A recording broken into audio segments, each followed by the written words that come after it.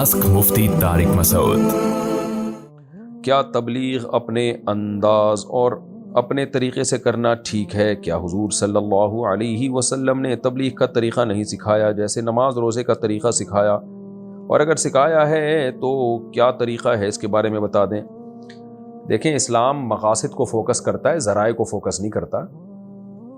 مقصد ہے لوگوں کو دین پہ لانا۔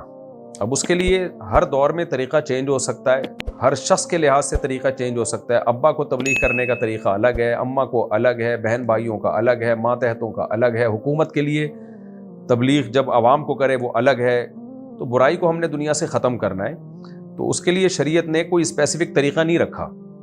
اس کی مثال ایسے، شریعت نے ہمیں بتایا کہ حج کرنا ہے۔ اب کرنا کیسے ہے؟ جہاز میں جانا ہے، اونٹ پہ جانا ہے، پیدل جانا ہے، یا گھوڑے پہ جانا ہے، گدھے پہ جانا ہے، تو یہ بھائی، یا بحری جہاز میں جانا ہے۔ یہ ہر دور میں جو آپ کے لیے سوٹیبل ہو آپ وہ طریقہ اختیار کریں گے۔ اب کوئی آپ خاص طریقہ پکڑ کے بیٹھ گئے کہ نبی صلی اللہ علیہ وسلم اونٹ پہ گئے تھے تو اونٹ پہ ہی جانا ہے، تو یہ تو بے وقوفی والی بات ہوگی۔ بھائی اس دور میں اونٹ ہی جہاز تھا تو اونٹ پہ گئے، آج کا ہوائی جہاز ہے تو ہم کیوں جائیں اونٹ پہ جب ہوائی جہاز میں جا سکتے ہیں ہم؟ تو اس لیے تبلیغ کے لیے بھی کوئی اسپیسیفک کوئی مخصوص طریقہ نہیں ہے۔ کوئی بھی طریقہ ہو وہ طریقہ اختیار نہ صرف یہ کہ کیا جا سکتا ہے، بلکہ جو بھی سوٹیبل طریقہ اس کسی بھی زمانے میں ہوگا وہ اختیار کرنا فرض ہے۔ الیکٹرانک میڈیا ہو یا کوئی بھی طریقہ ہو، تبلیغ جماعت کا طریقہ ہو، مدارس کا طریقہ ہو، یہ سارے طریقے برحق ہیں۔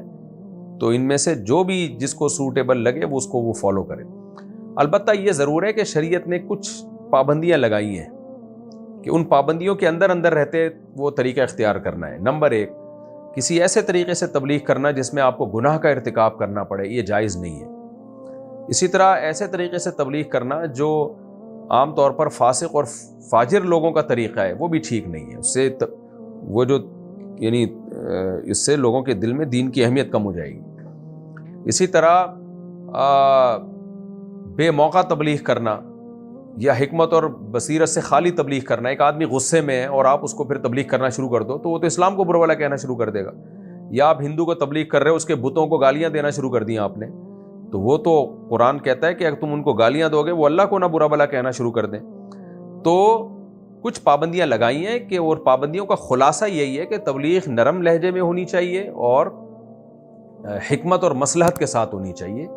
بات کو پھینکنا نہیں ہے، بلکہ ایسے طریقے سے پیش کرنا ہے کہ وہ دین کی طرف آ جائے۔ تو یہ ہے۔